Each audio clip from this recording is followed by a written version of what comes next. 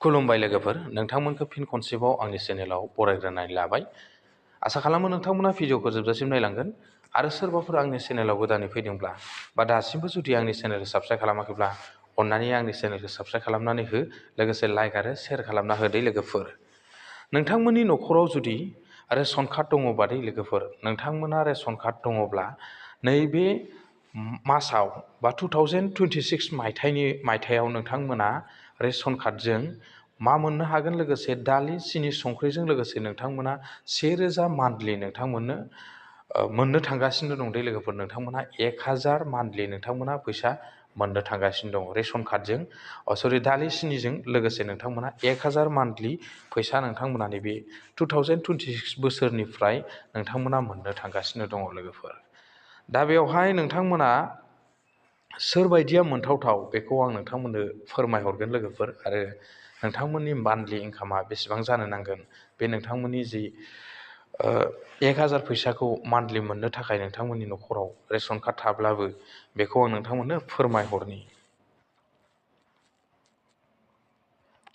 नोंथांमोना financial support हिसाबै 1000खौ नोंथांमोना मोननो थांगासिनो दं दे लोगोफोर। बेवहाय मा जानो नांगोननो, ट्रेन्सफार मडआ जागोन नोंथांमोननिया direct benefits transfer to bank account, direct bank एकाउन्टआव हाबगोन लोगोफोर। बेवहाय बेंक एकाउन्टआव हाबगोन। बेवहाय नोंथांमोननि इनकामा मा जानो नांगोननो, ल' इनकाम जानो नांगोन दै। फेमिलिया माने ल' इनकाम जानो नांगोन। नोंथांमोननिया माने खम फैसा आरजिनो हानाय जानो नांगोन न'खरा, अब्लानो नोंथांमोना मोनगोन। बेनिफ्राय नोंथांमोना PHSN AAYN कार्ड हल्डार, बे मोननै कार्ड थानायफ्रासो नोंथांमोना बे 1000 मान्थलि फैसाखौ नोंथांमोना रेशन कार्डजों लोगोसे माने नोंथांमोननि जि मुवा बेसादजों लोगोसे नोंथांमोना 1000 फैसाखौ मोनफानो हागोन आरो लोगोफोर। आरो बेवहाय नोंथांमोना बे फैसाखौ मोननो थाखाय नोंथांमोना मा जानो नांगोन, बेंक एकाउन्टजों आधार कार्डजों लिंक थाथारनांगोन दे लोगोफोर, अब्लासो नोंथांमोना बे फैसाखौ मोननो हागोन लोगोफोर।